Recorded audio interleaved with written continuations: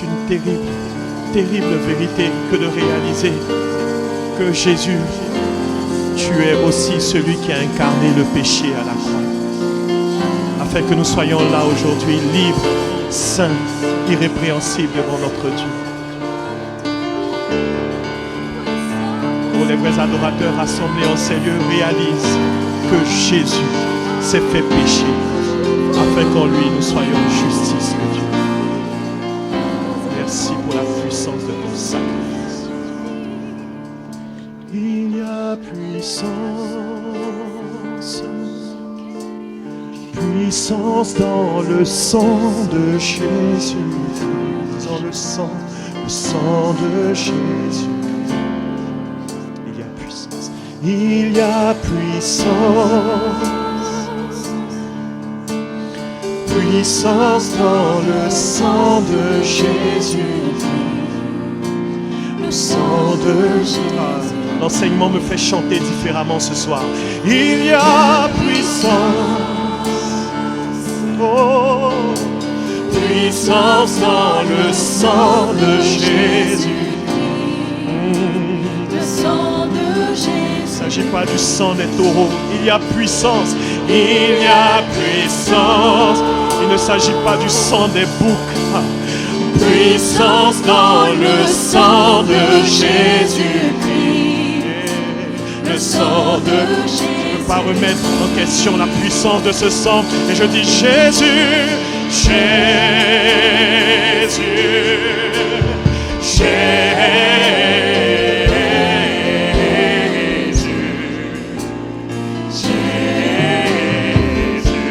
Je regarde à la croix et je dis Jésus,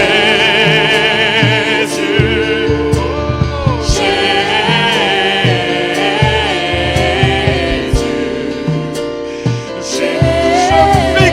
Je fixe mes regards à la croix et je dis Jésus, Jésus.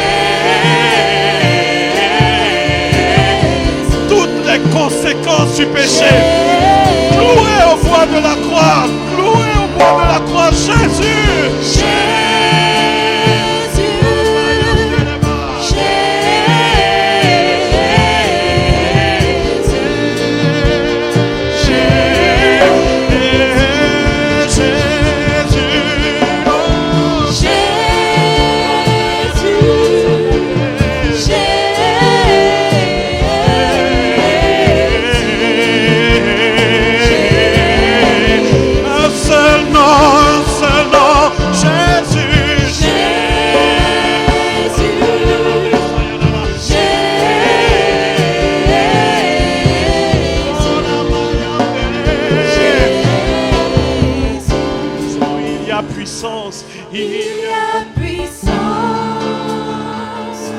nom de Jésus. Puissance dans le nom de Jésus. Le nom de Jésus. Il y a puissance. Il y a puissance. Oh, puissance dans le nom de Jésus-Christ. Le nom de Jésus. Est-ce qu'on peut dire il y a rémission dans le sang? Il y a rémission. Rémission dans le sang de Jésus. Nulle part ailleurs dans le sang de Jésus. Oh, il y a rémission. Il y a rémission. Totale rémission. Rémission dans le sang de Jésus-Christ. Le sang de Jésus-Christ. C'est pourquoi j'évoque son nom.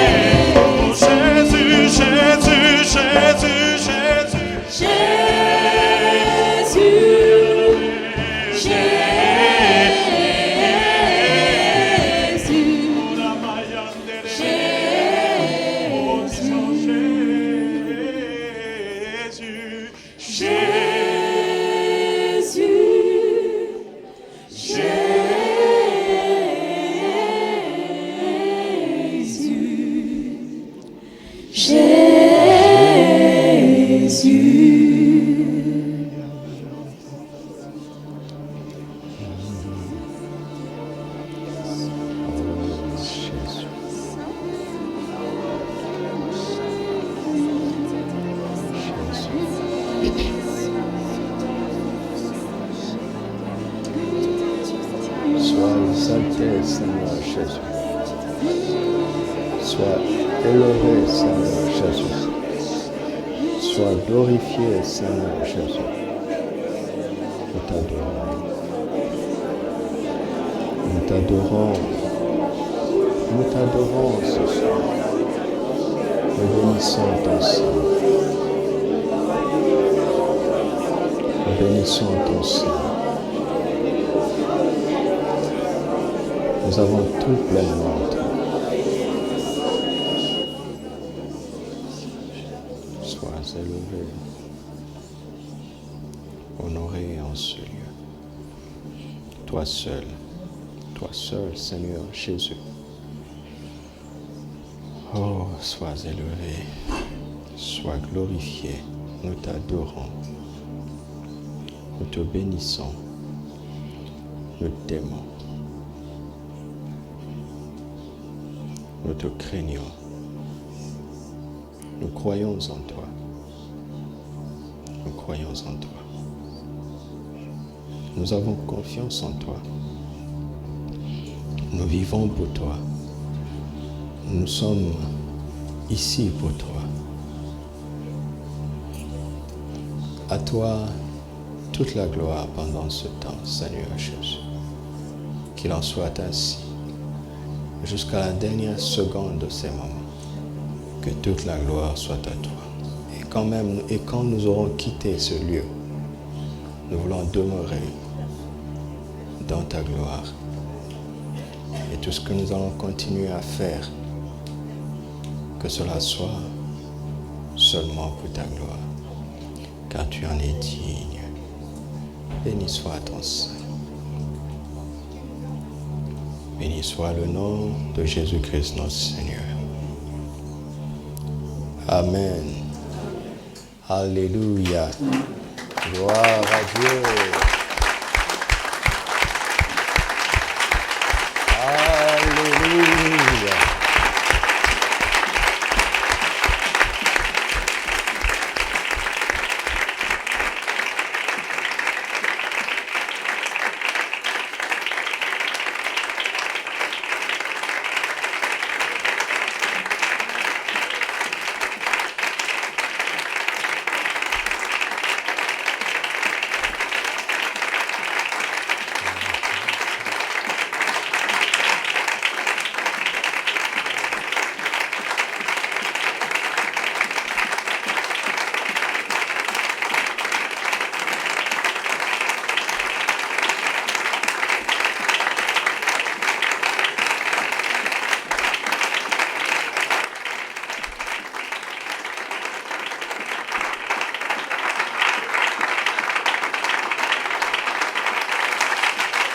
Alléluia.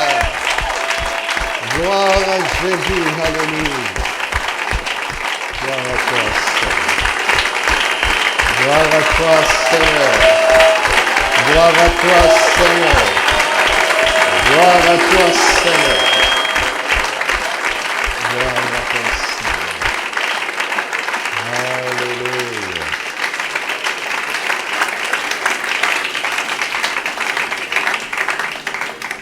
Ne vous asseyez pas encore.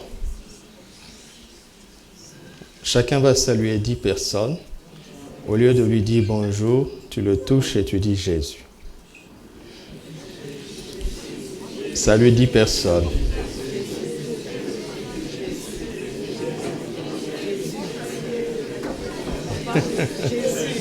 Jésus. Jésus.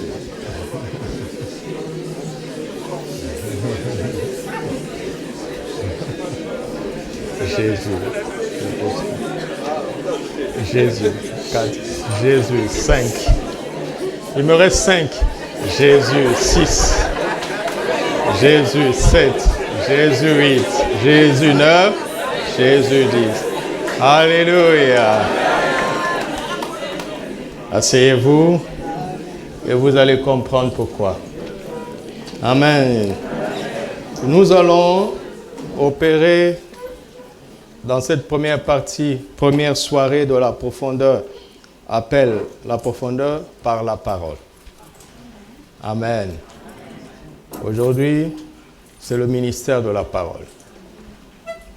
Et demain et après-demain, ce sera le ministère de la prière et de l'esprit.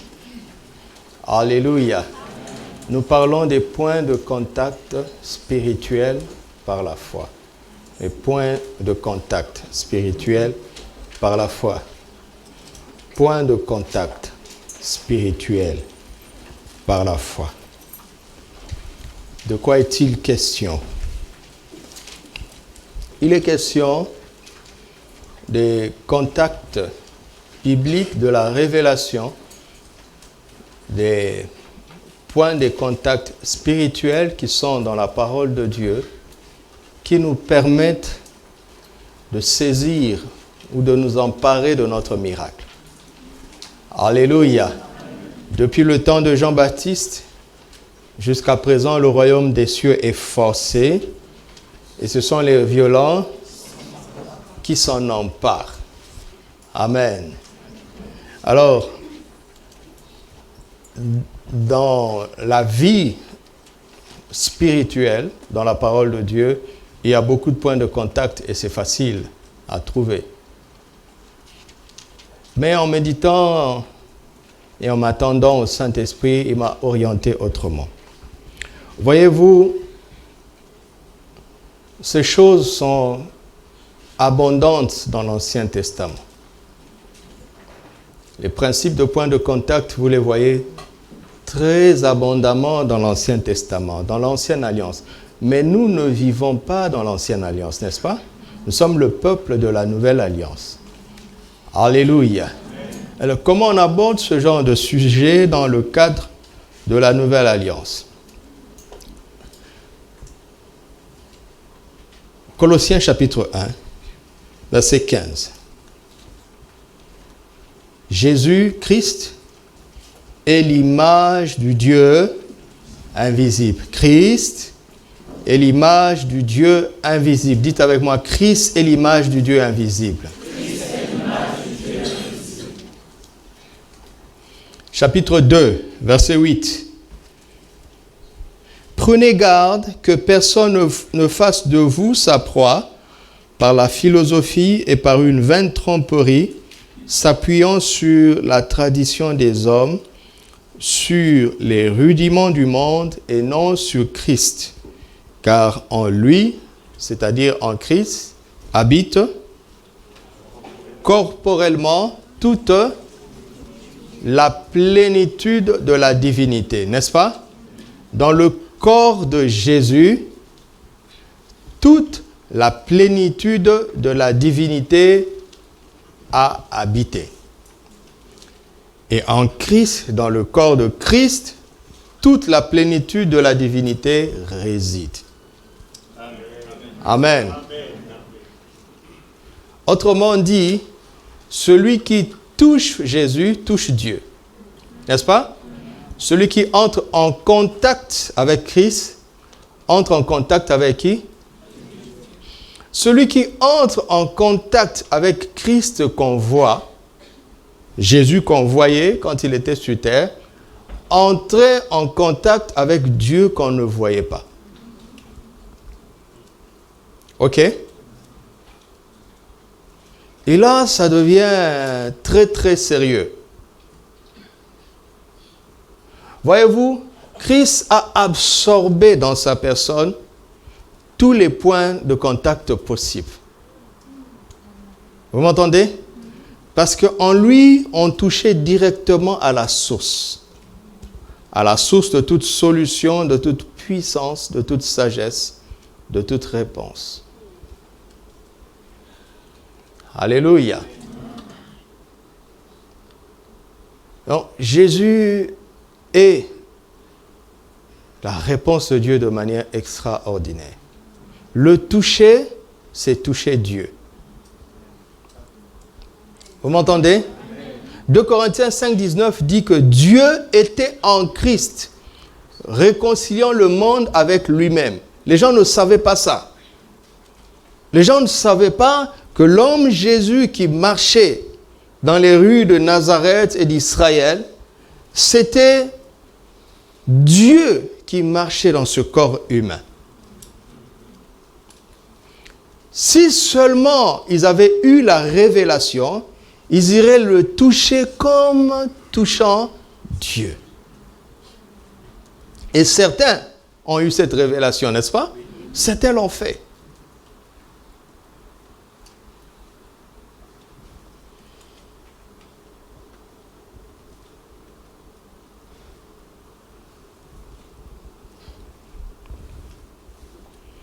Chapitre 3, verset 17.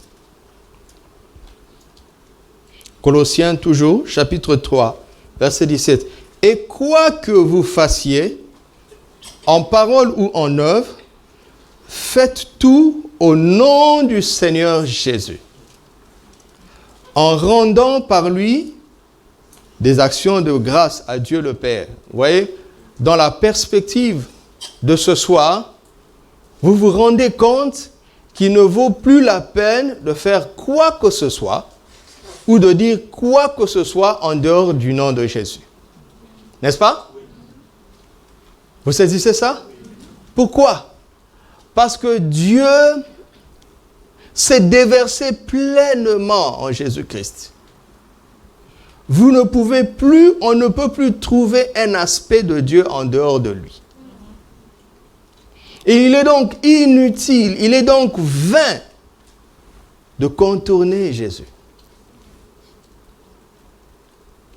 Parce que Dieu s'est déversé pleinement dans la personne de Jésus.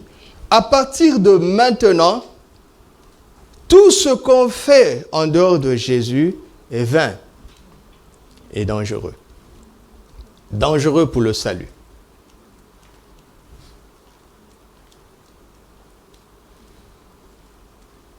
Dieu s'est déversé pleinement en Jésus. Et l'apôtre qui a la révélation de ces choses nous dit, quoi que vous fassiez, en parole ou en œuvre, faites tout au nom du Seigneur Jésus. Et il en est tellement convaincu qu'il dit ceci, si vous osez le faire au nom du Seigneur Jésus, rendez déjà des actions de grâce. Qu'est-ce que Dieu ne peut pas faire? Rien, n'est-ce pas? La question c'est, comment l'atteindre? Jésus est venu, n'est-ce pas? Pour nous permettre d'entrer en contact avec le Tout-Puissant, l'Omniscient. C'est merveilleux d'être chrétien. Nous sommes chrétiens pour ça. Pour ça. Nous sommes chrétiens pour ça, mes amis. Alléluia. Vous et moi qui connaissons Matthieu, Marc, Luc et Jean, connaissons des personnes qui ont eu la révélation. N'est-ce pas? Simeon a porté ce bébé et il a appelé le salut d'Israël. Il fallait la révélation pour ça. Même les sacrificateurs qui devaient consacrer l'enfant, cet enfant de 8 jours, ils l'ont béni comme un vulgaire enfant. Sans révélation, on ne pouvait pas comprendre. Il est humainement, intellectuellement impossible de comprendre comment Dieu, qui n'a ni commencement ni fin, peut habiter totalement dans un bébé de 8 jours. C'est inconcevable, n'est-ce pas? Il faut de la révélation pour ça. Et Simeon a eu la révélation. La femme qui avait la perte de sang a eu la révélation. Pendant que tout le monde pressait Jésus et l'entourait. Donc ils entraient en contact physiquement avec lui, mais rien ne se passait. Mais quand elle n'a même pas pu la toucher. Elle dit, si seulement je puis toucher le bord de son vêtement. Elle a compris que c'était le vêtement de Dieu.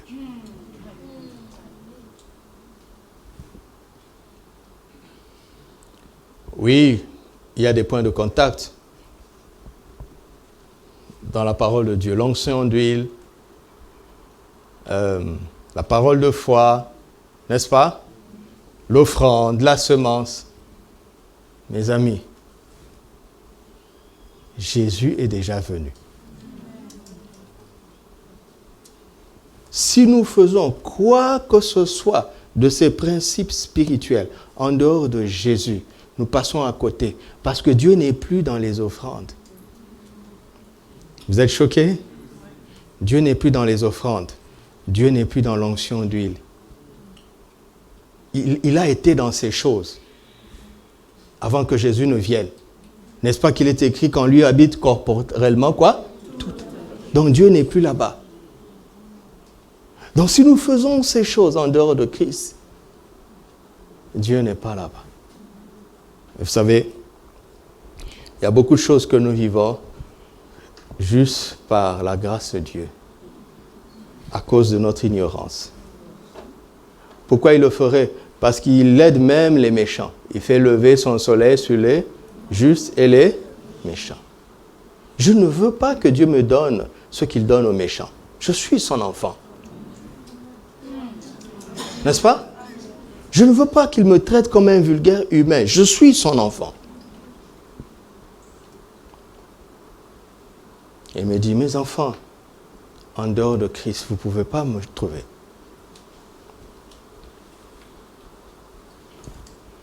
Alléluia. C'est fini, non?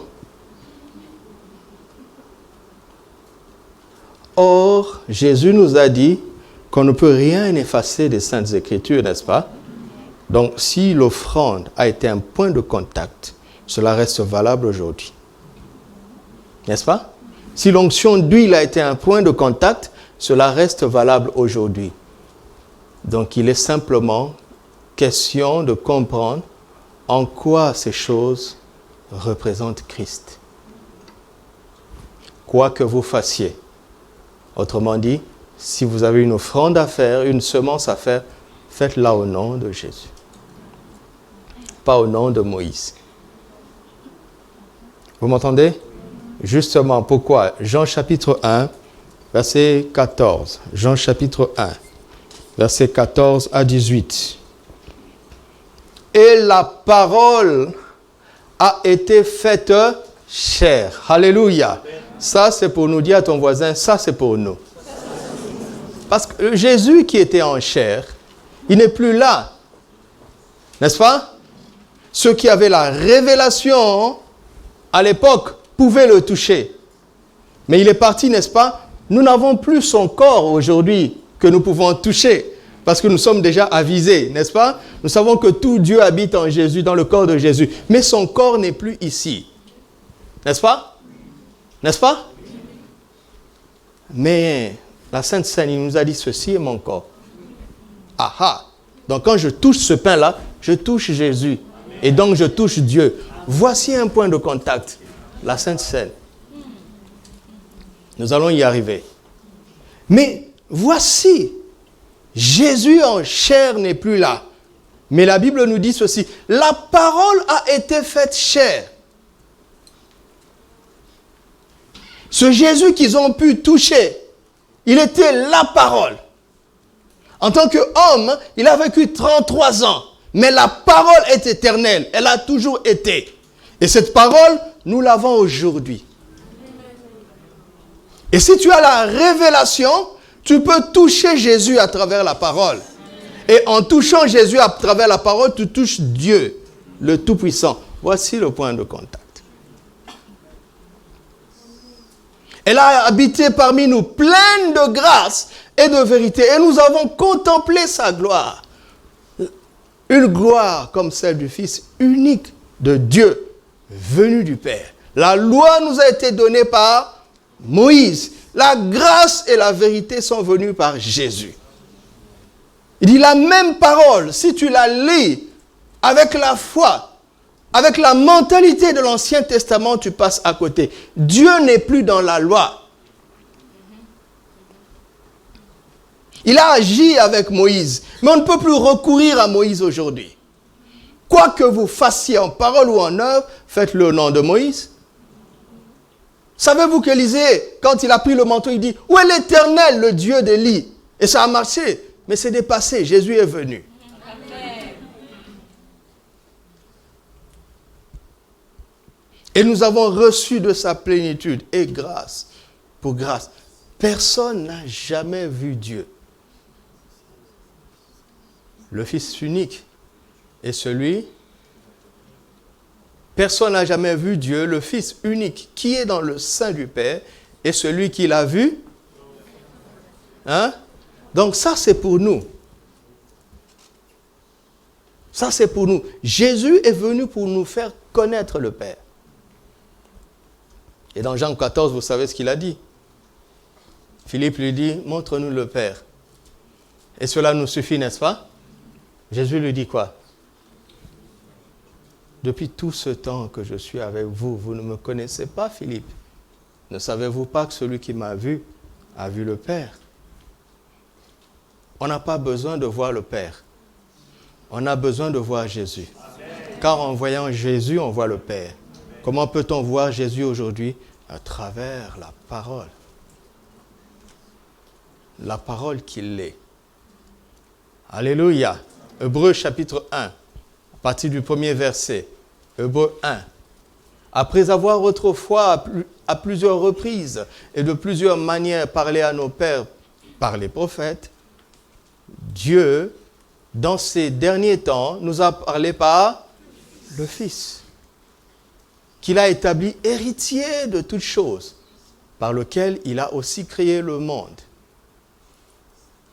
et qui, étant le reflet de sa gloire et l'empreinte de sa personne, Jésus est le reflet de la gloire du Père et l'empreinte de sa personne. Mais on ne parle pas de vision ici. On parle de la parole du Fils. N'est-ce pas? N'est-ce pas? Parce que Jean 1,14 nous dit que la parole a été faite chair, elle a habité parmi nous, pleine de grâce et de vérité. Et nous avons contemplé sa gloire. La gloire de qui? De la parole. On peut voir le reflet de la gloire de Dieu, l'empreinte de sa personne, en contemplant la parole. Alléluia! 1 Jean chapitre 1, à partir du premier verset. Ce qui était dès le commencement, ce que nous avons entendu, ce que nous avons vu de nos yeux, ce que nous avons contemplé et ce que nos mains ont touché. Il s'agit de point de contact, n'est-ce pas? Il s'agit de toucher, n'est-ce pas? Toucher quoi? Concernant quoi? Vous voyez, la Bible est la réponse. Amen. Il ne parle pas de toucher les Écritures. Il parle de toucher la parole de vie. Là, je touche la Bible. Mais ce n'est pas ça qui fait la différence. Je dois toucher la vie que contient ce livre. C'est là où le miracle devient quelque chose d'accessible, qui n'attend pas une réunion. Amen. Il s'agit donc d'apprendre à développer l'habilité spirituelle de provoquer de points de contact avec la parole de vie. La parole de vie qui est Jésus. Alléluia. Quoi que vous fassiez, en parole ou en œuvre, faites-le au nom du Seigneur. Il dit dans Jean 14, 6, « Je suis le chemin. » Donc il n'y a pas de chemin en dehors de lui. Il dit dans 1 Timothée 2, « Il n'y a pas d'intermédiaire entre Dieu et les hommes, si ce n'est Jésus-Christ, homme. » Il n'y a pas d'autre intermédiaire en dehors de Jésus. Alléluia. Un homme de Dieu n'est pas un intermédiaire. Alléluia. La Sainte Seine n'est pas le chemin. L'offrande n'est pas le chemin. L'onction d'huile n'est pas le chemin. L'imposition des mains n'est pas le chemin. C'est Jésus qui est le chemin. Amen. Alléluia. Amen. Est-ce que nous sommes d'accord? Est-ce que nous sommes d'accord? Mais qui est Jésus? Comment on peut le toucher aujourd'hui? Comment est-ce qu'on peut l'entendre aujourd'hui? Comment est-ce qu'on peut le voir? Comment est-ce qu'on peut le contempler aujourd'hui? Comment est-ce qu'on peut le toucher aujourd'hui? C'est à travers la parole de vie. Pierre n'avait pas besoin de ça. Jésus était avec eux, en chair et en os. La Bible dit dans Marc que les malades se jetaient sur Jésus parce qu'une force sortait de lui. Quand tu le touchais, tu touchais une centrale de puissance. Il suffisait de le toucher. Ceux qui le touchaient par révélation recevaient leur miracle. Mais il n'est plus là physiquement.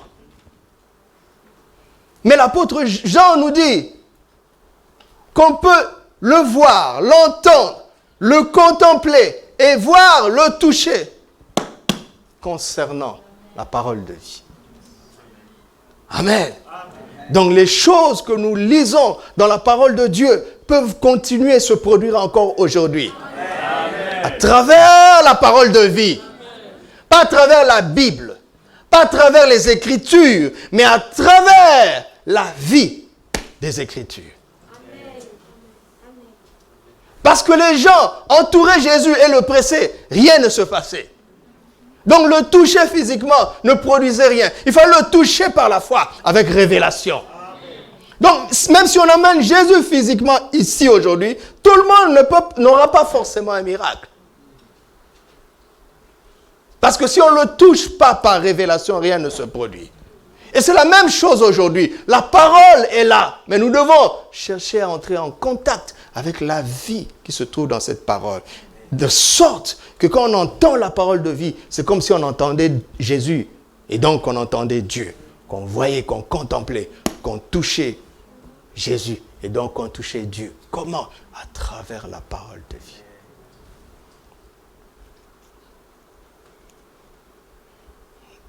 Alléluia. Alors, je vais dans la parole de vie pour nous montrer quelques éléments en quoi Jésus est un point de contact. Alléluia. Jésus est un point et le point de contact.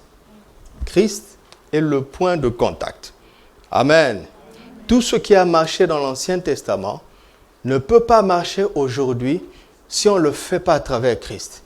Parce que Dieu n'est plus ailleurs. Amen. Dieu n'est plus ailleurs. Il est en Christ. Il ne faut pas s'entêter. Vous voyez des gens, ils veulent faire du bien en se disant qu'en faisant de la morale, ils iront au ciel. En faisant de l'humanisme, ils iront au ciel. Dieu ne voit pas les choses comme ça. C'est Jésus le chemin. Tu as beau faire tout le bien du monde. Si tu n'as pas cru en Jésus, ta place est en enfer. Ce n'est pas le sujet aujourd'hui. D'accord? Dieu ne voit pas les choses comme ça. Tu rejettes Jésus, tu ne peux pas atteindre le Père. Nul ne peut venir au Père que par Jésus. Il est le chemin. Et écoutez-moi, chrétiens. Aujourd'hui, nous avons reconnu Jésus comme notre Seigneur, mais moi, ce qui importe dans mon cœur, c'est que l'Église soit centrée sur Christ. Aussi étonnant que cela paraît, l'Église n'est pas toujours centrée sur Christ. Les gens ont cru qu'il fallait reconnaître Jésus comme leur Seigneur et Sauveur. Une fois qu'ils l'ont reconnu et qu'ils ont garanti leur nom dans le livre de vie, ils mettent Jésus de côté. Et ils vivent une vie chrétienne à la manière de Moïse, de David. Ils ont tous échoué. Si ce n'était pas la grâce de Dieu.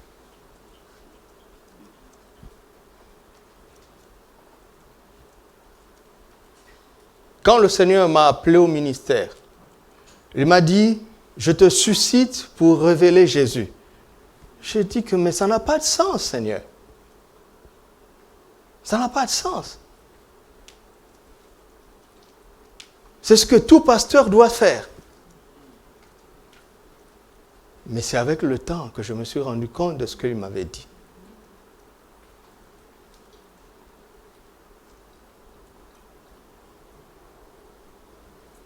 Nous sommes avisés, d'accord? Voyez pourquoi j'insiste comme ça? Parce qu'on parle de point de contact. Mais tout point de contact déconnecté de la source ne sert à rien. Si on coupe l'électricité là-bas à l'arrivée, l'interrupteur ne sert plus à rien. L'ampoule ne sert plus à rien. Donc nous n'allons pas, ce n'est pas bon, ce n'est pas juste de méditer, d'étudier sur les points de contact en dehors de Jésus. Parce que Dieu n'est plus nulle part ailleurs. Il s'est pleinement déversé en Christ. Ne vous fiez pas aux apparences. Ne vous fiez pas aux résultats apparents. Tout résultat auquel on parvient en dehors de Christ n'est qu'apparent. Et il est dangereux. On est d'accord? Est-ce qu'on est d'accord? Jésus est le chemin. Jésus est le seul intermédiaire. Les protestants critiquent les catholiques parce que les catholiques ont mis une soi-disant Marie entre intermédiaires. Mais vous, les protestants, vous avez plein d'intermédiaires. Vous avez plein d'intermédiaires, appelés les traditions. Et je suis venu vous dire au nom de Jésus, sur la base de la parole de Dieu, tous les points de contact que l'on ne fait pas au nom de Jésus, c'est de l'idolâtrie. Vous m'entendez? Est-ce que vous m'entendez? Et il ne faut pas jouer avec ça. Parce qu'avec le temps, ce que ça produit est dangereux.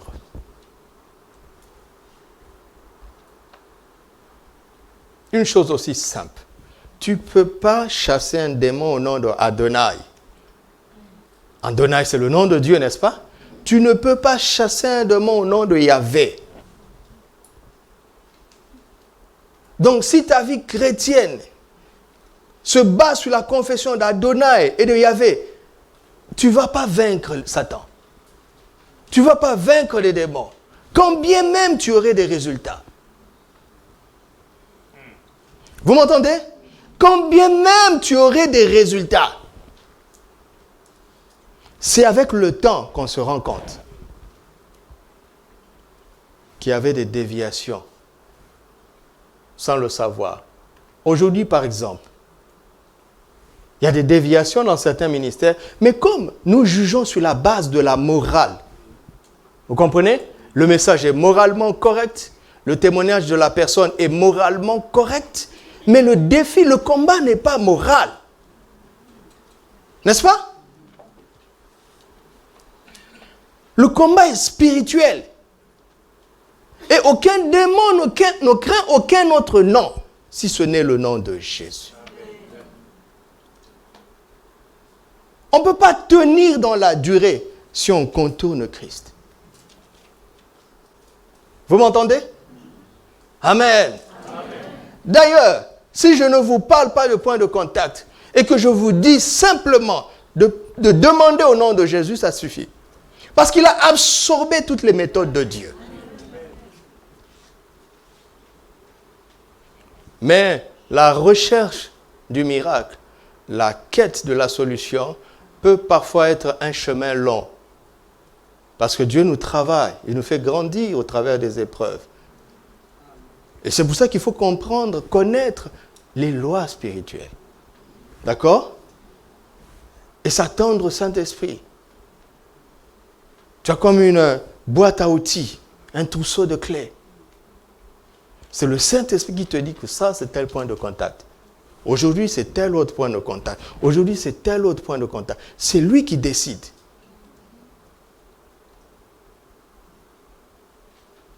Mais ces choses se produise en Christ. Alléluia.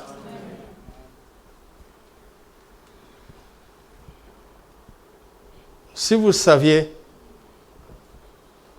ce que je traverse dans la vie, vous serez étonné de me voir sourire. De toutes parts, sur le plan personnel, sur le plan familial, sur le plan du ministère, partout. Ça chauffe tout le temps. Mais il a dit, il soutient toutes choses par sa parole toute puissante. Alors je me retire jusqu'à ce que Christ me soulève par sa parole. Et je viens ici et je ris.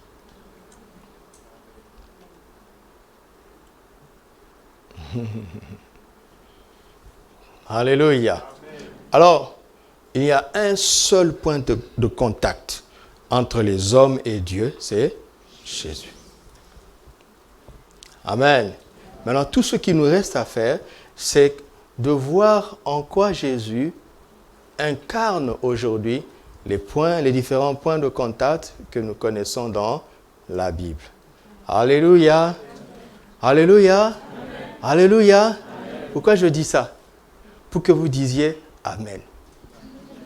N'est-ce pas? Amen veut dire quoi?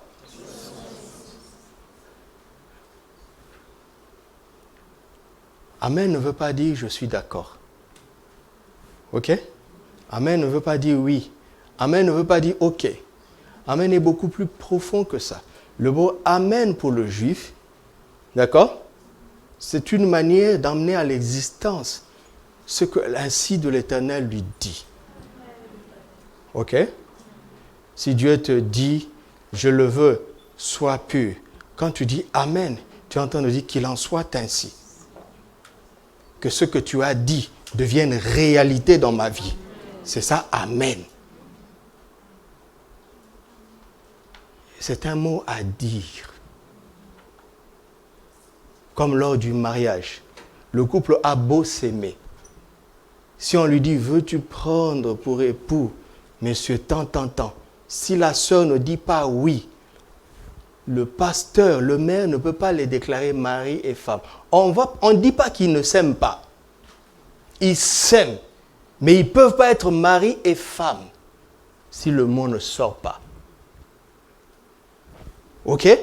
Alors quand tu entends la parole de Dieu, ne te contente pas de faire ça.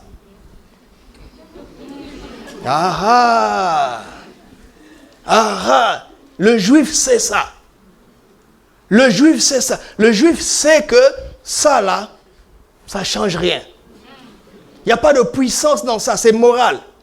C'est un accord moral, intellectuel, une adhésion intellectuelle. Il n'y a pas de puissance dans ça. Même le oui, le juif sait que le oui est intellectuel. Il n'y a pas de puissance dans le oui. Le juif, Dieu lui a donné un secret. C'est Amen. Amen.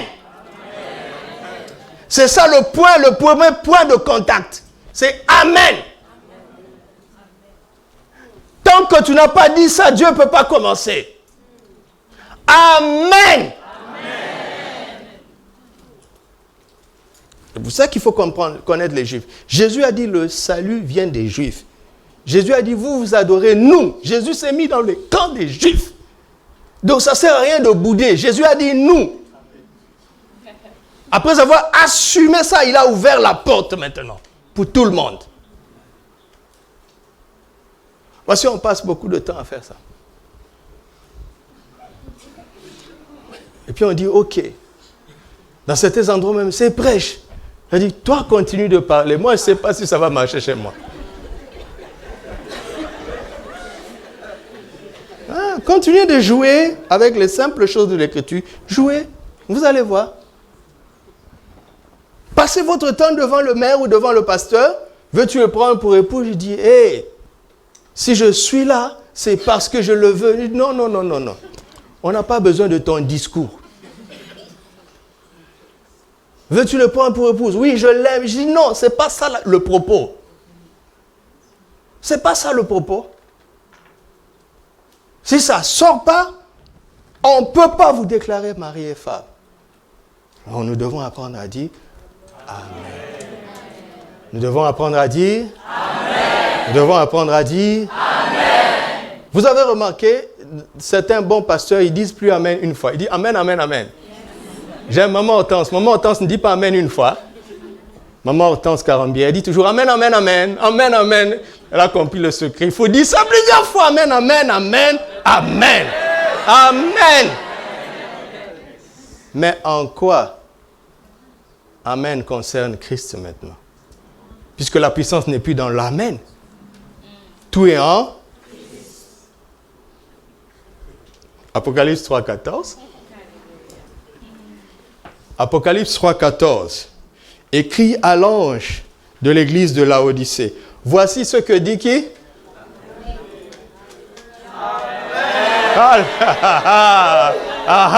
Donc, c'est bien. Jésus lui-même s'appelle Amen.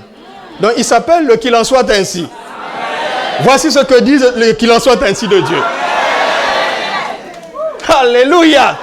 Donc, quand Jésus a dit tout est accompli, il a balayé toutes les promesses de Dieu. Il a dit Amen, Amen, Amen, Amen, Amen à ta place et à ma place.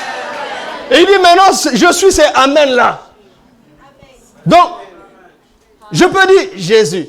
Amen. Ou Amen, Jésus. Alléluia. Amen.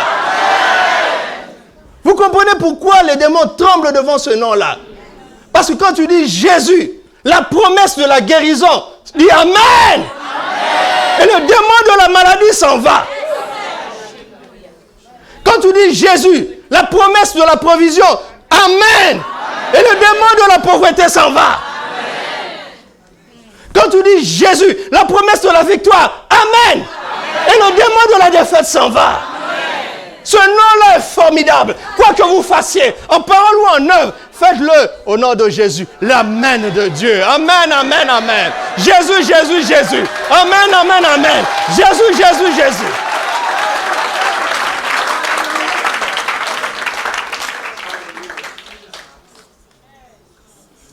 Vous sentez l'onction déjà, n'est-ce pas?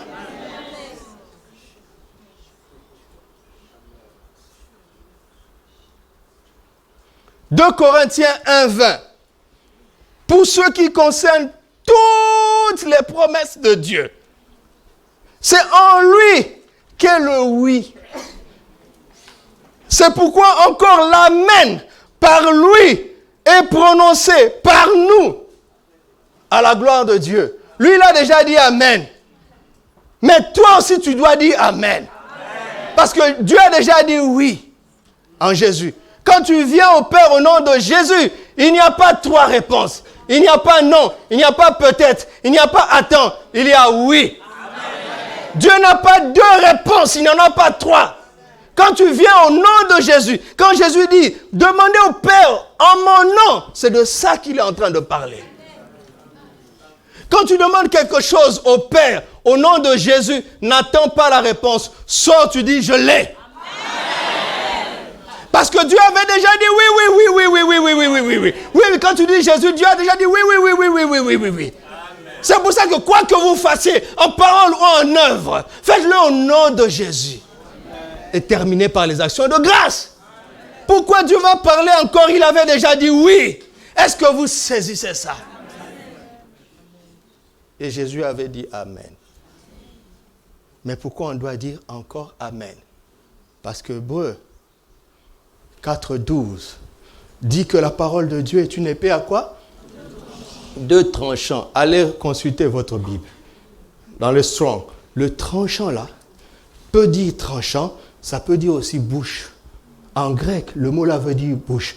Autrement dit, la parole de Dieu est une épée aiguë à 2 bouches. La bouche de Dieu parle, la tienne aussi doit parler. Dieu a tant aimé le monde qu'il a donné son Fils unique afin que quiconque croit en lui ne périsse point, qu'il ait la vie éternelle. Dieu a déjà dit, tu es sauvé à la croix. Il reste que toi aussi tu le dises. Quand tu confesses que Jésus est ton Seigneur, tu es sauvé. C'est le 2e tranchant qui restait. Vous entendez ça? Donc, premier secret, Amen est très important. Deuxième secret, le silence est dangereux.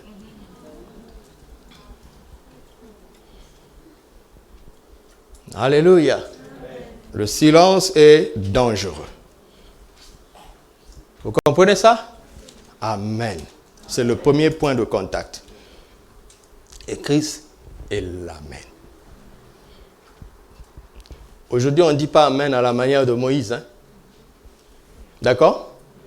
Nous disons Amen à la manière des disciples de Christ. C'est un Amen plein de révélation. Alléluia. Le deuxième point de contact,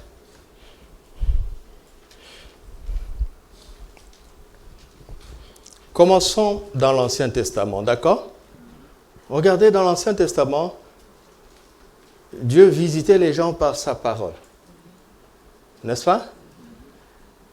Et c'est tellement fort qu'une parole dite sous l'onction ce principe est tellement fort, ce point de contact est tellement fort que parfois les miracles se sont produits alors que l'homme de Dieu qui l'a dit n'était même pas conscient de ce qu'il disait. Le souverain sacrificateur Élie. Anne est là en train de gémir parce qu'elle attendait un enfant depuis longtemps. Elle a tellement gémi qu'elle n'avait plus de mots. Elle faisait simplement bouger les lèvres. Et le souverain sacrificateur a cru qu'elle était ivre. Elle dit, je ne suis pas ivre, mon Seigneur. C'est l'excès de ma douleur. Et puis il dit, rentre chez toi. Ton problème est résolu. On a cru ça. Et on a eu Samuel 9 mois plus tard. L'homme ne savait même pas la conséquence de ses propos. N'est-ce pas? Regardez les prophètes dans la maison de la veuve, le prophète Élie.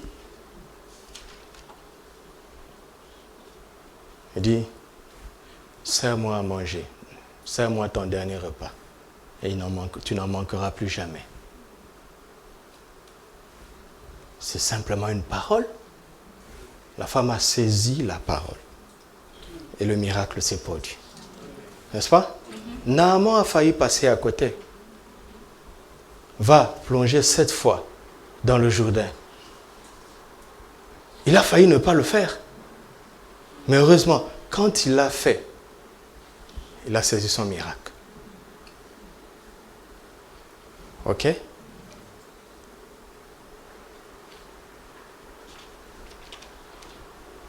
Et Jésus est la parole. Alléluia.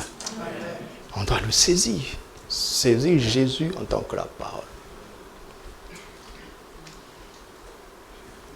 Alléluia. Christ me dit, si quelqu'un est en Christ, il est une nouvelle création. Les choses anciennes sont passées. Toutes choses sont devenues nouvelles. Il te reste à croire.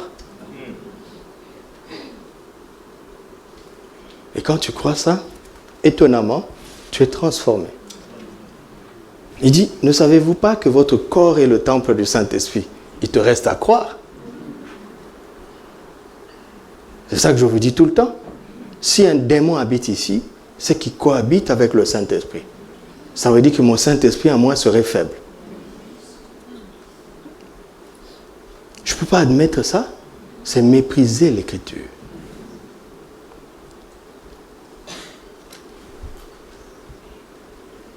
En quoi Christ est ce point de contact dans cette dimension? J'ai appelé ça Christ, la parole que nous touchons et saisissons. Deuxième point de contact. Le premier point de contact, c'est Christ, l'Amen. Le deuxième point de contact, Christ, la parole que nous touchons et que nous saisissons. Dans Luc chapitre 8, verset 45, et Jésus dit, qui m'a touché? Tous s'en défendaient. Pierre et ceux qui étaient avec lui dirent, Maître, la foule t'entoure et te presse. Et tu dis, qui m'a touché?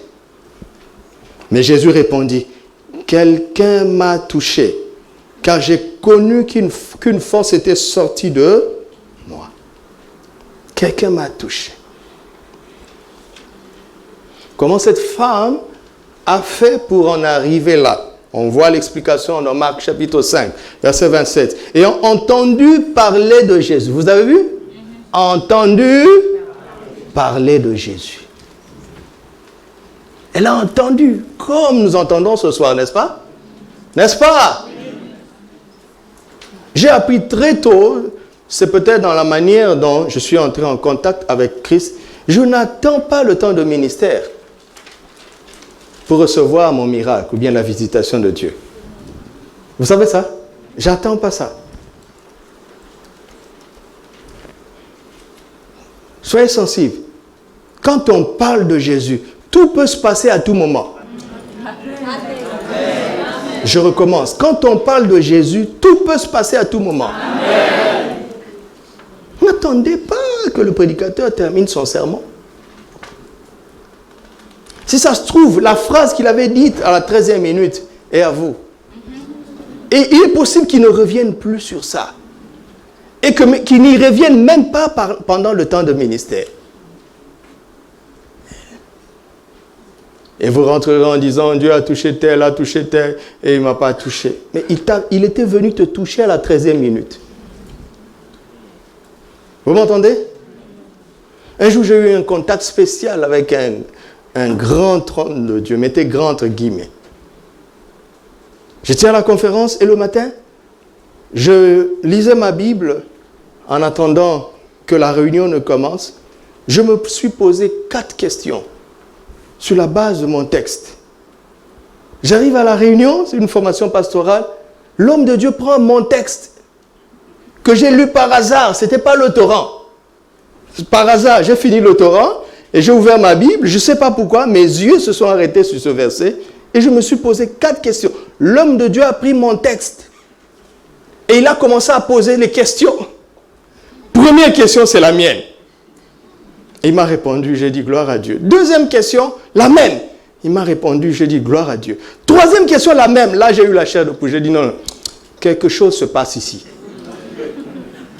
Quatrième question, j'étais déjà en feu. Et puis il a demandé, où est le frère qui est venu du Maroc? Il n'avait pas le choix. J'étais en contact déjà avec la parole. J'étais en contact avec la parole qu'il avait emmenée là. Il n'avait pas le choix. Mais si j'étais passé à côté de cette parole, il n'allait pas avoir le don spirituel pour moi. Vous entendez ça? Tu viens, ça ne t'arrive pas? Tu viens à l'église, c'est comme si on parlait de toi. C'est pas comme si on parle de toi. Et pas toujours en bien, en mal aussi. Alors, au lieu de te fâcher contre le pasteur qui te pointe du doigt, répands-toi. Au lieu de dire, pasteur, raconte ma vie devant les gens, hé, répands-toi. Le pasteur ne sait rien. C'est la parole qui l'anime. Dieu te visite et tu peux passer à côté.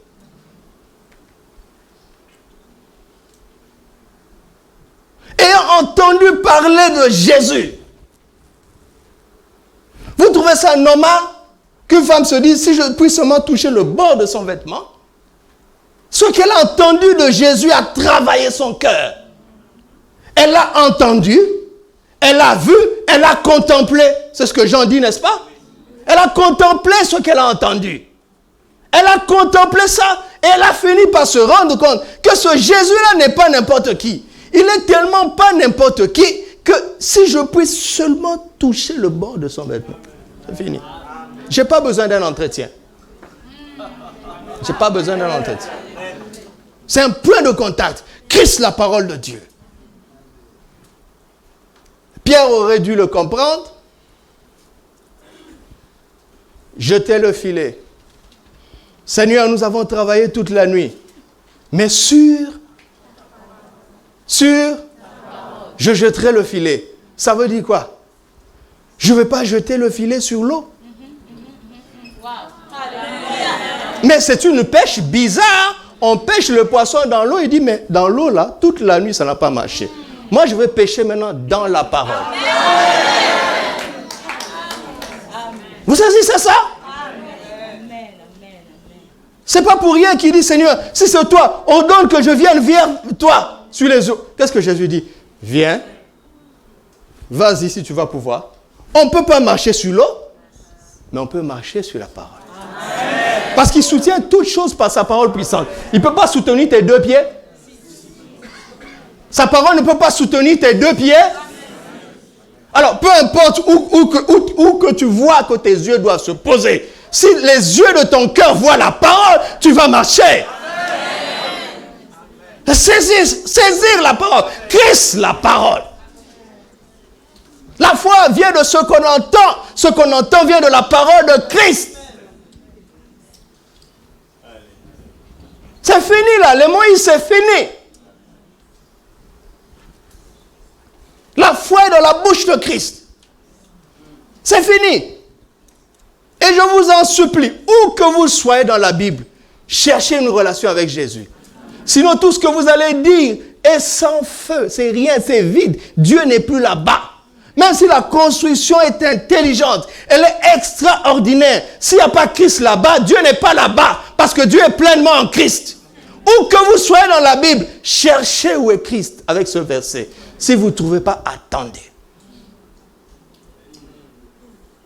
Parce que tout ce que vous allez faire en dehors de Jésus, Dieu n'est pas engagé.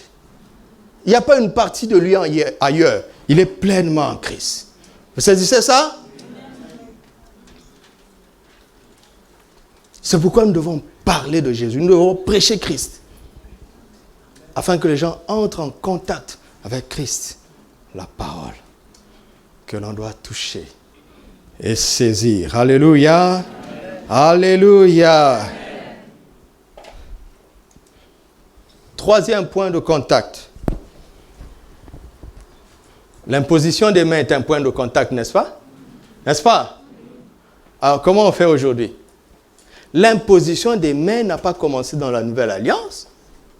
L'imposition des mains n'a pas commencé dans Marc 16. Voici les miracles qui accompagneront ceux qui auront cru en mon nom. Regardez Abraham. Il s'assoit comme ça. Il pose ses mains sur Isaac. Et il déclare que toute la bénédiction, toutes les promesses que je porte, je te les transfère. Et Isaac dit Amen. Et quand Isaac avance, il se rend compte que, ah oui, ça marche. C'était tellement devenu une réalité familiale que ses deux fils se battaient pour savoir lequel papa va imposer les mains. Et aujourd'hui, je vois des chrétiens, vous savez, en tant que pasteur, je conseille des familles. Vous voyez une famille chrétienne, les enfants chrétiens, les papas chrétiens, ils se battent pour le testament. Quelle part papa va léguer à tel? Je n'ai pas besoin de ça. J'ai dit à mon père, donne ce que tu veux à tes enfants, mais bénis-moi. Bénis-moi.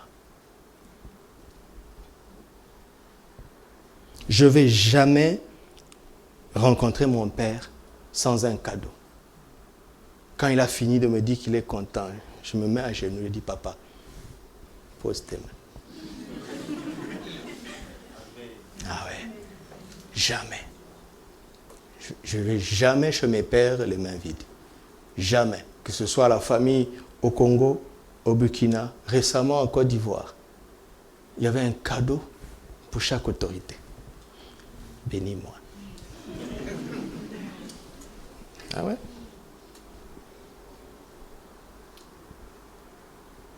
L'imposition des mains. La Bible dit, Josué était rempli de l'esprit de sagesse. Pourquoi? Parce que Moïse avait imposé les mains. Quoi? Donc on peut transmettre l'esprit de sagesse par l'imposition de mains? Oui. On peut te transmettre la science par l'école. Tu vas bouquiner très fort. Tu vas lire des livres forts.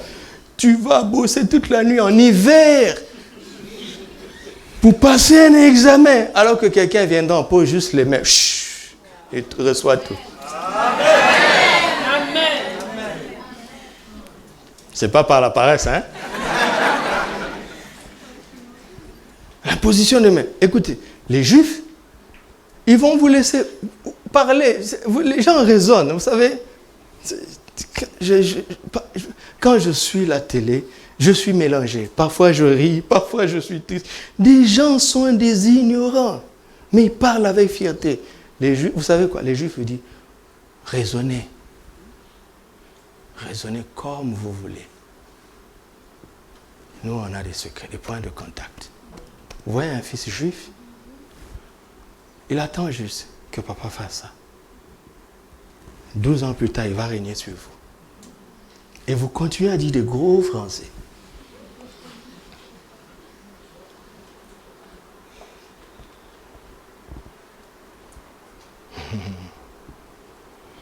Alors, maintenant Christ est venu, n'est-ce pas? Mais écoutez-moi. Il n'y a rien dans ses mains. Puisque Dieu n'est pas ici.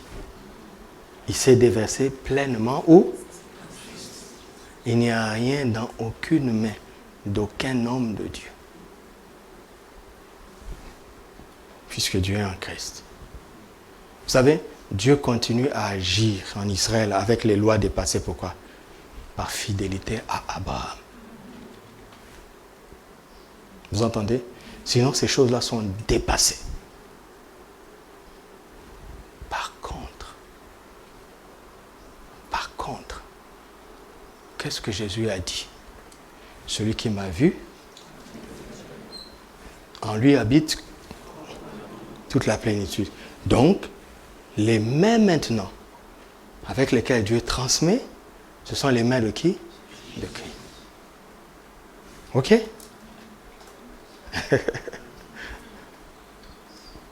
Mais Jésus a dit dans 1 Corinthiens 6,15, ne savez-vous pas que vos membres sont quoi? Amen.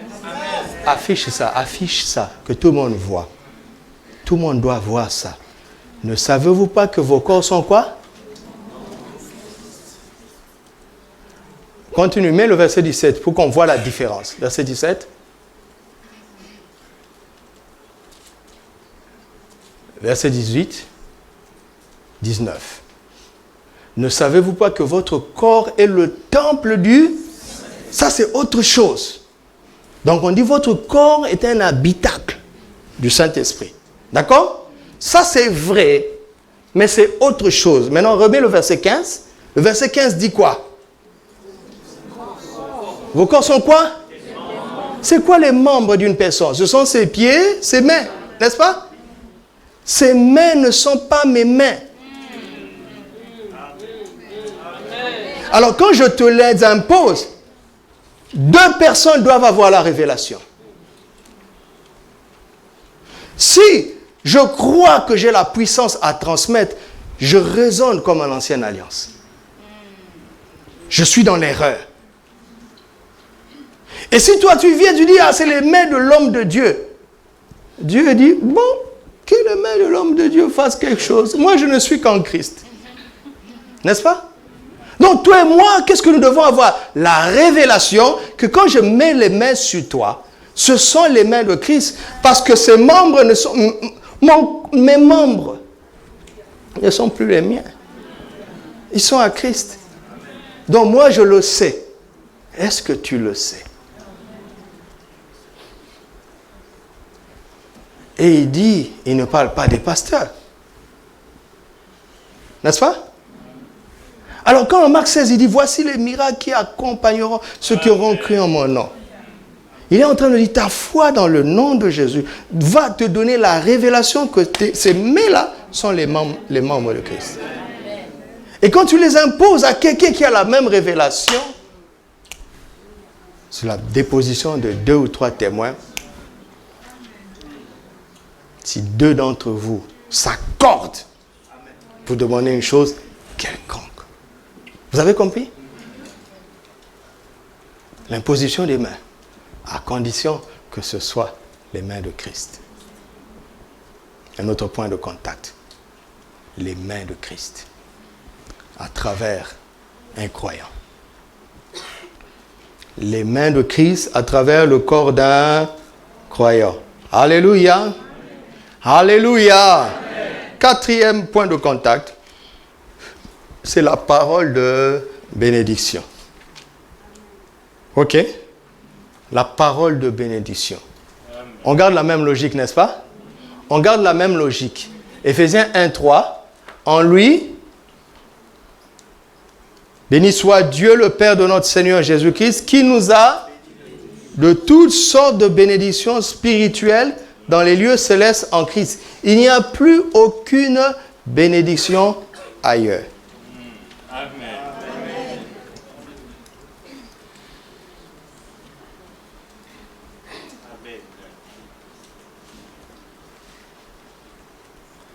Quelles sont les paroles de bénédiction que nous devons chercher? Ce sont les paroles de bénédiction de Christ, n'est-ce pas? N'est-ce pas? Comment ça fonctionne? Matthieu 5, 44. Mais moi, je vous dis, vous avez entendu qu'il a été dit. Jésus, maintenant, il affirme son autorité sur Moïse. Il dit, mais moi, je vous dis, aimez vos ennemis, bénissez qui?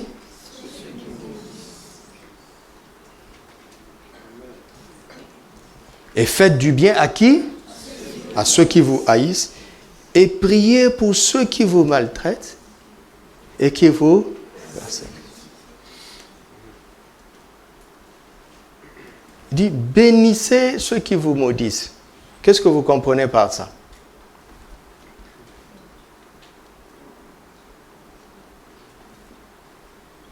Vous êtes fatigué? Regardez. Dieu nous a bénis de toutes sortes de bénédictions spirituelles, n'est-ce pas? Ça veut dire, tout ce qu'on peut imaginer comme bénédiction, Dieu nous l'a donné spirituellement en Christ. Nous sommes tellement chargés de bénédictions qu'il n'y a pas un seul vide pour une petite malédiction. Il n'y a pas de place. Vous comprenez ça? Il n'y a pas de place. Ça veut dire quoi? Si une parole de malédiction vient, elle ne trouvera pas une place pour atterrir. Qui croit à ça?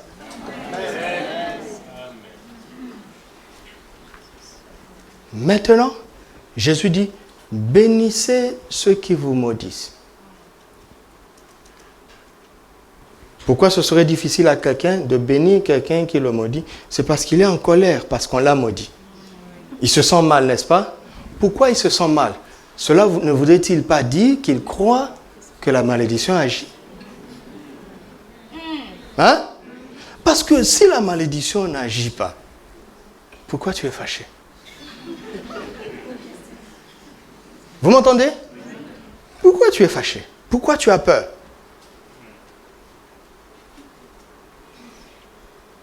Si tu es fâché ou que tu as peur, cela veut dire que tu as un problème de révélation. Tu ne sais pas qui tu es en Christ. Maintenant, quand tu as progressé et que tu as réussi à savoir qui tu es en Christ, tu comprends tout de suite que celui qui te maudit est en danger. Alors tu as un élan naturel de le protéger. Parce que la parole de malédiction qu'il a proclamée sur toi reviendra à lui comme un boomerang. Alors en tant qu'autorité en Christ, tu annules ça en le bénissant. Amen. Vous avez compris ça?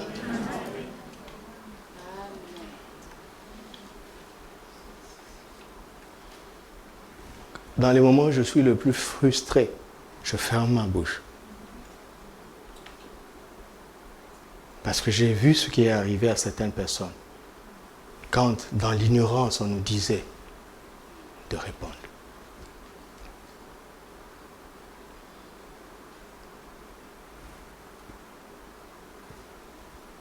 Nous avons l'autorité de protéger ceux qui nous veulent du mal.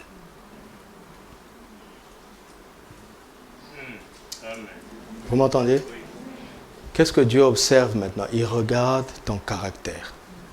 Ce n'est pas tant que la malédiction va t'atteindre, mais ta réaction monte. Il voit de la méchanceté en toi. Et à cause de cela, il ne peut pas te confier de grandes choses. Pas parce que tu es maudit, mais parce que tu n'es pas digne de confiance. Quelqu'un a saisi ça? Dieu voit une personne rancunière comme ça, lui dit, mais si j'augmente une dose de puissance dans sa vie, il va se venger, il va faire du mal aux gens. Alors laissons-le en l'état, laissons-le tel qu'il est. Et les prédicateurs de malheur vont te dire, tu vois, c'est parce que tu es maudit, tu vois, ça ne marche pas. Non, non, non. C'est parce que tu as un mauvais caractère.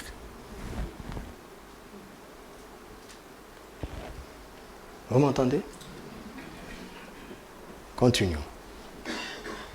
Romains 12, 14. Bénissez ceux qui vous persécutent. Bénissez et ne maudissez pas. Vous êtes d'accord avec moi? Ne maudissez jamais. Est-ce que vous êtes d'accord? Ne maudissez jamais. Jamais de la vie. Si même on doit te tuer, laissez-le te tuer. Tu vas tout droit au ciel. Peut-être que Dieu sait que c'était ton moment. Il ne faut pas faire de prolongation, tu risques de rétrograder. Ne maudissez pas, ne maudissez pas. Ce n'est pas négociable. La nouvelle création ne maudit pas. Vous êtes dans une réunion de prière, tout ce que le conducteur dit jusque-là est bon. Quand il commence à dire, mais non, on va envoyer nos feux sur nos ennemis. Ne fais pas. Prie en langue.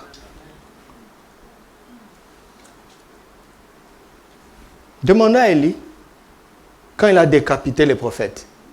Vous connaissez son sort après, non? Il a sombré dans la dépression. Il a sombré dans la dépression. Allez demander au psychiatre. Les gens qui ont tué des gens. Personne ne sait.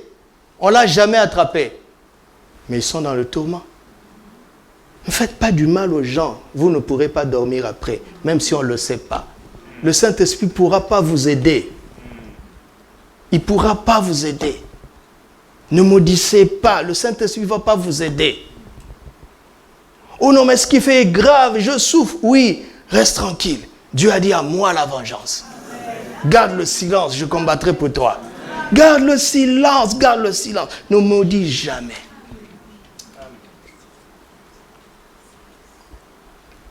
Maintenant, regardez le secret. 1 Pierre chapitre 3.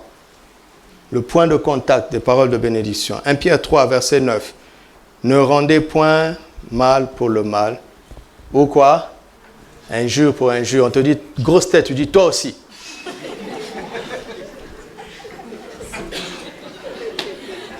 C'est pas chrétien. Amen. On te dit, grosse tête, dis que Dieu te bénisse. Jésus m'aime comme ça. D'accord? Hier, je méditais et puis je dis à Dieu, tu m'aimes tellement. Ma femme m'aime tellement. Si quelqu'un me déteste, où est le problème?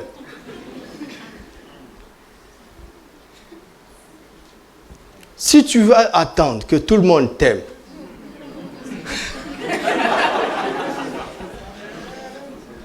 c'est de la dictature. Laisse les gens libres, qu'ils soient libres aussi de te détester. Ne sois pas un dictateur. Ne rendez point mal pour mal ou injure pour injure. Bénissez au contraire. Car c'est à cela que vous avez été... Quoi? Ah, vous avez vu? Plein de paroles de bénédiction sont suspendues comme ça. Des cargos remplis de bénédictions.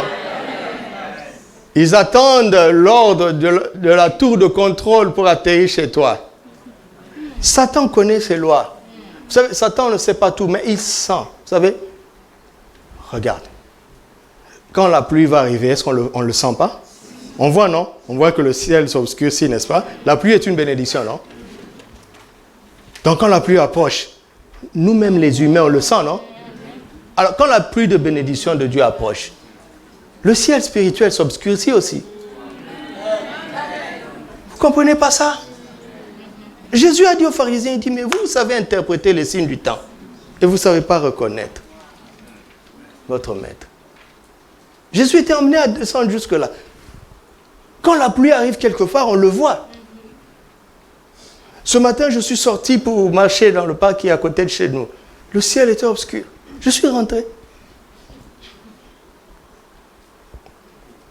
Ça se voit. Alors, quand Jésus veut te bénir, quel diable peut l'empêcher? Il ne peut pas. Alors le diable va chercher quelqu'un qui va t'insulter. Ah, ça, il peut trouver. C'est même facile à trouver. Non? C'est pas intéressant ce que je vous dis?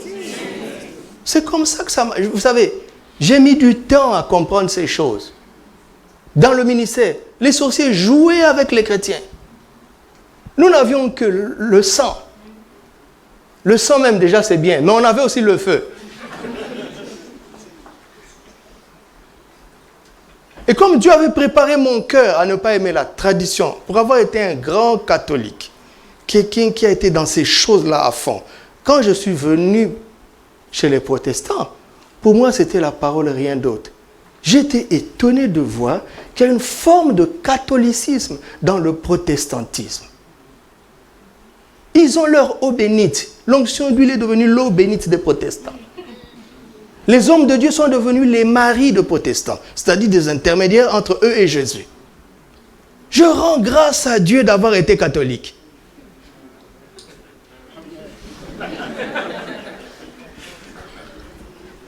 Tu as bien fait de dire Amen, de ne pas dire Amen parce que tu ne comprends pas ça. Non, vaut mieux se taire quand tu ne comprends pas. Et je disais au Seigneur, mais comment est-ce possible? Et puis il m'a dit, lis la parole, lis, même la prière. Vous voyez les chrétiens, on n'enseigne pas aux gens à prier. Ils viennent, on leur dit, prions. Et ils prient comme les autres, qui prient aussi comme ceux qu'ils avaient trouvés, qui prient aussi comme ceux que... Éternel mon Dieu, Dieu fois 3 fois 5. Éternel mon Dieu, mon roi, Dieu 3 fois 5. Et puis un enfant a dit, mais pourquoi vous dites, est-ce que Dieu est 15? Parce que 3 fois 5, ça fait 15. La vérité est dans la bouche des enfants. Un enfant a posé cette question. Est-ce que Dieu est 15?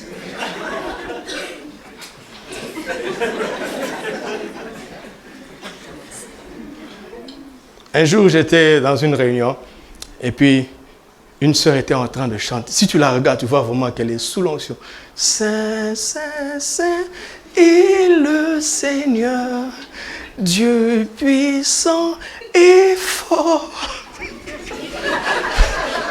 La terre et les cieux sont remplis de Satan. Je vous assure, j'étais là. Elle ne réfléchit pas à ce qu'elle dit. J'avais envie de fuir.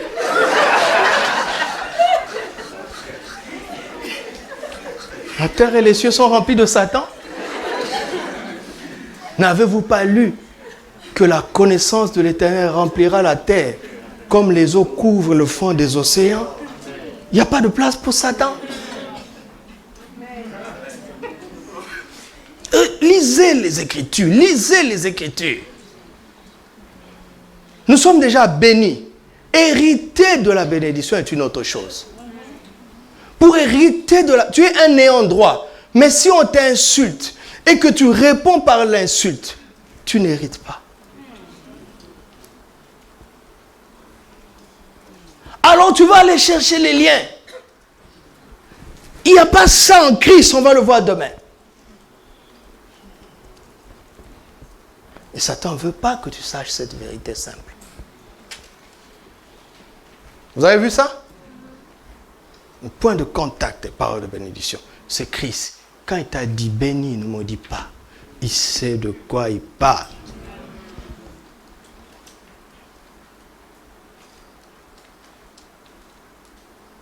D'accord?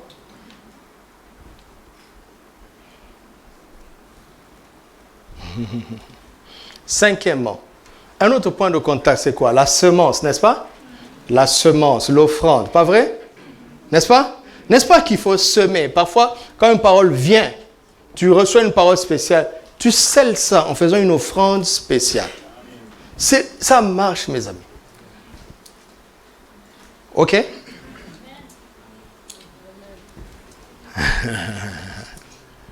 Mais on est en Christ aujourd'hui.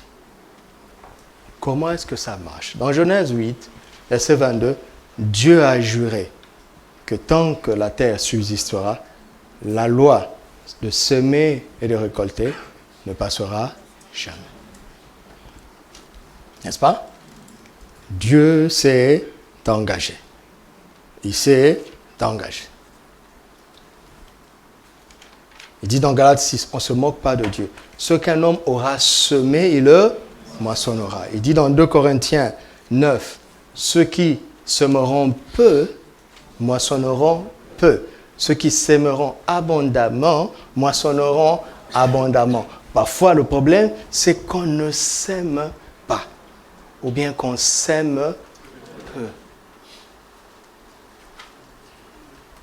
Dieu a voulu avoir toutes les nations de la terre. Il a semé son Fils unique. Ça lui a coûté. Plus ce que tu sèmes coûte, plus ta moisson sera grande. Vous entendez? Dieu a dit à un homme, toutes les familles de la terre seront bénies en toi, en ta postérité. Et il a poussé à semer cette postérité-là. Et aujourd'hui, Abraham est le Abraham que nous connaissons. Dieu a trop demandé à Anne, qui a prêté à l'Éternel son fils, qu'elle a tant attendu. Elle a eu d'autres enfants dont on ne connaît pas le nom, mais cet enfant est devenu le fameux Samuel que nous connaissons. Semer, ça marche. Vous m'entendez? Comment est-ce qu'Isaac est devenu fort riche? Ce qu'il a semé dans la sécheresse.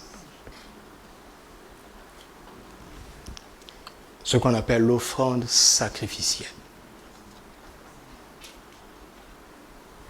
Vous voulez trop de facilité, vous n'avez pas compris le point de contact de la semence.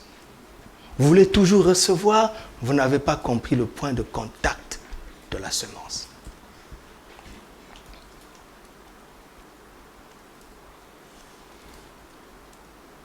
Comment on connecte ça avec Christ? Regardez, dans Malachie 3, Dieu dit, emmenez dans la maison du trésor, n'est-ce pas? Vos dîmes et vos offrandes. Ok? Donc ce qui donne la valeur à notre semence, c'est là où on le sème, le sol, n'est-ce pas? La qualité du sol est déterminante par rapport à la moisson. Confère la parabole du semeur. Ok? Maintenant, les Juifs savent que la maison de Dieu, chaque synagogue, chaque temple, est quoi? Et quoi? La maison de prière, oui. Mais aussi la maison de quoi? Du trésor. Vous entendez? Ils savent ça.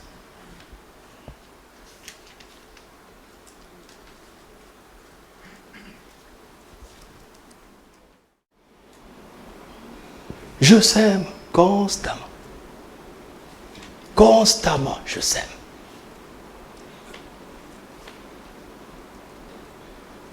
Et il m'a dit aujourd'hui, j'étais assis là, il dit, arrête de cacher au peuple ce que tu pratiques. Vous savez, si vous faites une réunion, quelqu'un dit, nous allons faire ceci, ne cotisez pas, moi je vais payer. Il a pris le pouvoir sur vous. Mais les gens, ils aiment tellement recevoir, ils disent, ah merci, merci. Regarde, pourquoi l'Afrique est sous-développée? Parce qu'ils ont la mentalité de la main tendue. Même les pasteurs, main tendue. Aidez-nous, aidez-nous. Votre Dieu est si pauvre que ça? Votre Dieu est si faible que ça?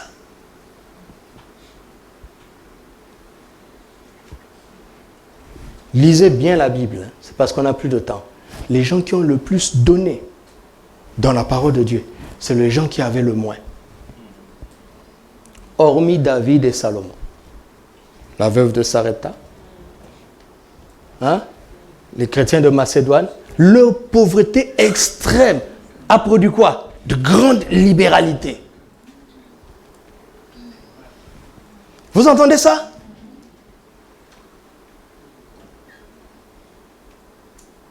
Et voici une erreur grave dans la pensée de croyant.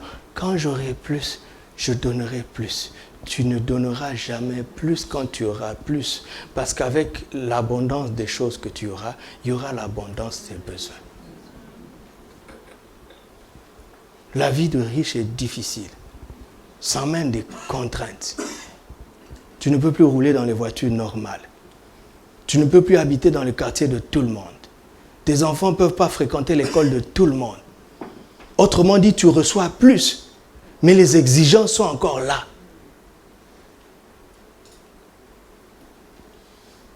N'attendez pas d'avoir plus pour donner. Vous donnerez jamais. C'est un cercle vicieux, c'est un piège.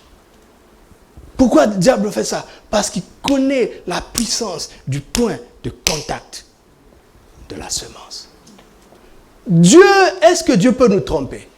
Dieu s'est engagé et dit, tant que la terre existera, la semaille et la moisson ne cesseront pas. Il est en train de dire ceci, je m'engage et je vous dis, tant que le ciel et la terre existeront, tu ne peux pas ne pas récolter si tu sèmes. Donc si tu vois quelqu'un qui ne récolte pas, c'est parce qu'il ne sème pas. Dieu s'est tellement engagé qu'Isaac a pratiqué ça, là où on ne pouvait pas moissonner. Mais parce que la parole de l'Éternel était déjà sortie, il a moissonné abondamment.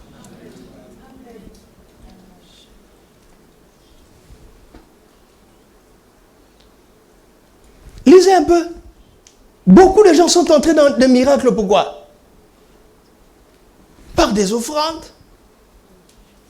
Les Juifs sont venus dire à Jésus pour se sentir, il dit, il mérite. Vous avez entendu ça? Il mérite que tu fasses cela, car c'est lui qui a construit notre synagogue. Il mérite. Et Jésus n'a pas dit, attention, tout est grâce. Jésus n'a pas dit ça.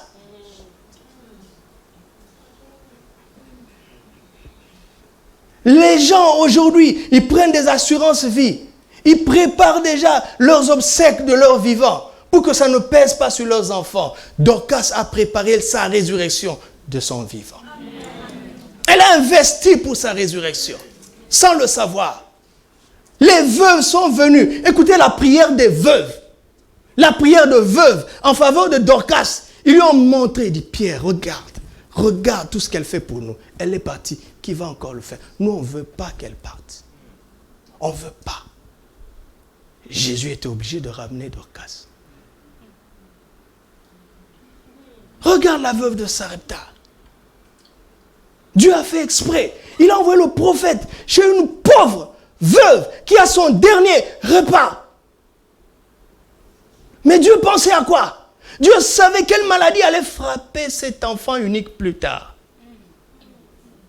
Et la femme n'a pas compris qu'elle faisait un point de contact avec la résurrection prochaine de son fils. Elle ne savait pas.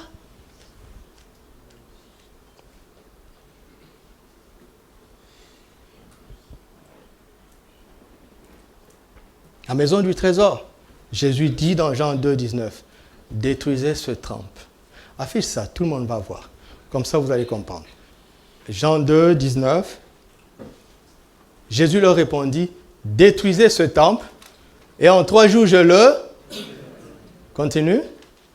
Les Juifs dirent, il a fallu 46 ans pour bâtir ce temple, et toi, en 3 jours tu le relèveras. Mais il parlait du temple de quoi? C'est pourquoi lorsqu'il fut ressuscité des morts, ses disciples se souvinrent qu'il avait dit cela. Et ils crurent en l'écriture et à la parole que Jésus avait dit. Ça, ce n'est plus le temple, le corps du chrétien.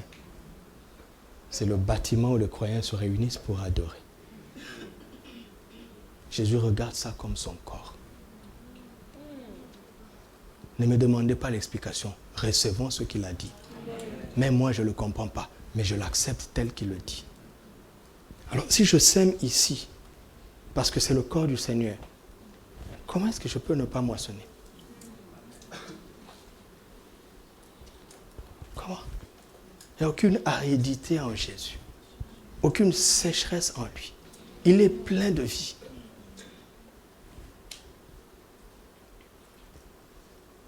Non, ma semence est un point de contact. Et les francophones ne résistaient pas à ça.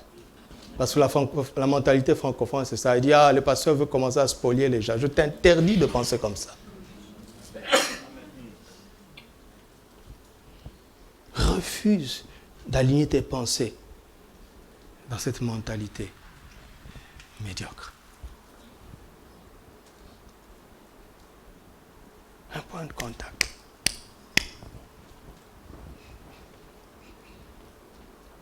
Vous avez vu ça? Vous avez vu? Un autre point de contact, c'est la Sainte Seine. C'est simple, n'est-ce pas? Jésus a dit que c'est son corps. Donc quand je prends ce corps, je suis en contact avec Jésus. N'est-ce pas? Et toute la plénitude de Dieu est en lui. Alléluia. Ton frère, ta soeur, les serviteurs de Dieu, ce sont des points de contact. Lisons, on va s'arrêter ici.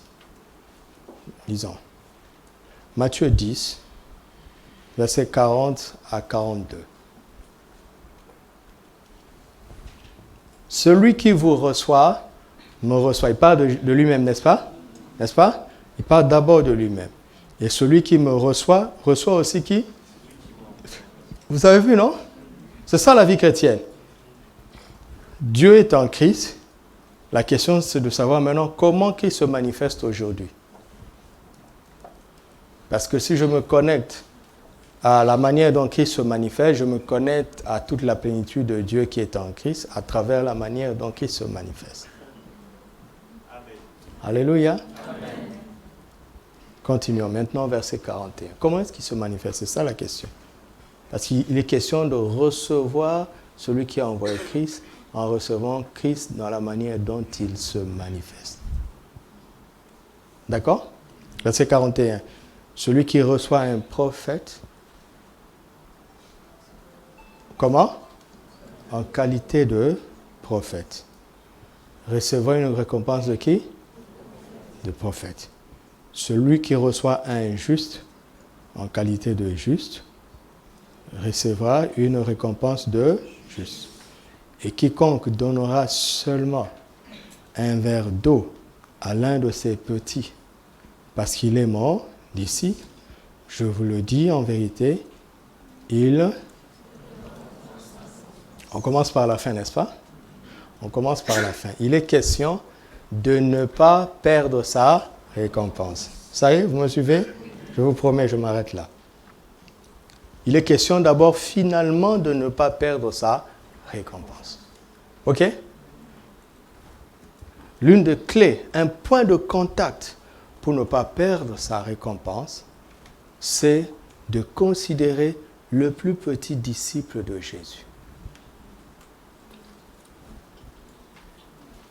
Parmi les disciples, regarde le plus petit.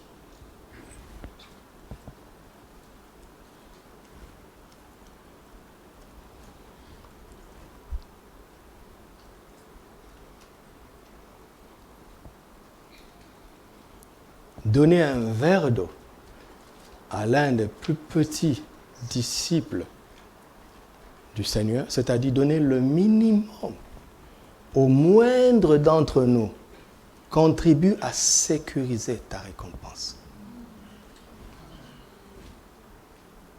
D'accord? Sécuriser ne veut pas dire augmenter. OK? Alors, Jésus dit, il a des récompenses pour les prophètes. Tu n'as pas besoin de devenir prophète pour recevoir une telle récompense. Il suffit de faire quoi? Je savais que vous alliez dire ça. Il ne suffit pas de recevoir un prophète. Il faut le recevoir en...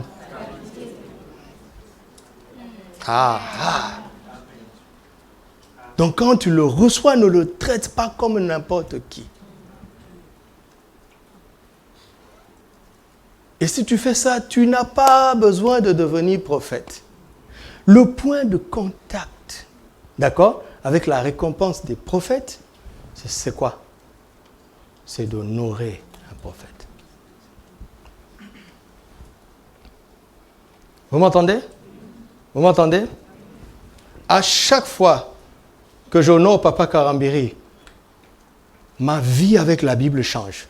Je vous assure. Je ne peux pas tout vous raconter, mais à chaque contact avec lui, et quand je pratique ce point de contact, moi-même je vois que quelque chose se passe en moi. Moi-même je le sais. Parfois je m'assois comme ça, et les versets fusent en moi. Les sermons fusent tout seuls. Je ne lutte même plus. Ça fuse comme ça, c'est étrange. Ça fuse. Point de contact.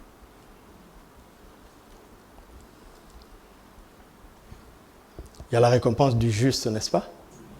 N'est-ce pas? Et puis il y a la récompense de quoi d'autre? De qui d'autre? Et c'est tout.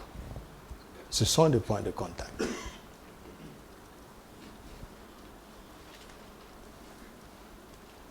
savez, si vous traversez, là je parle par connaissance, vous traversez une situation d'injustice, par exemple une injustice comme ça arrive souvent au travail, souvent parce que l'autre a des relations et tu subis une certaine injustice. Bon, le code du travail est là, le mécanisme est là. Tu réclames, mais bon, quand c'est verrouillé, c'est verrouillé. Parfois, la clé n'est pas là-bas. Cherche un juste quelque part et honore-le. Tu vas être étonné de la récompense du juste. Comment cette situation va se décanter. Vous entendez?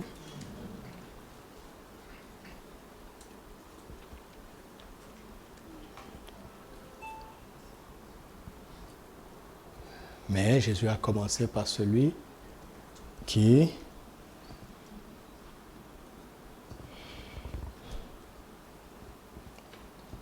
me reçoit. Donc, il faut arriver à voir Christ à travers ce prophète. Quand je dis prophète, je peux généraliser les pasteurs, d'accord? Les porte-paroles de Dieu. Quand Jésus parlait, il n'y avait pas le ministère des apôtres et consorts.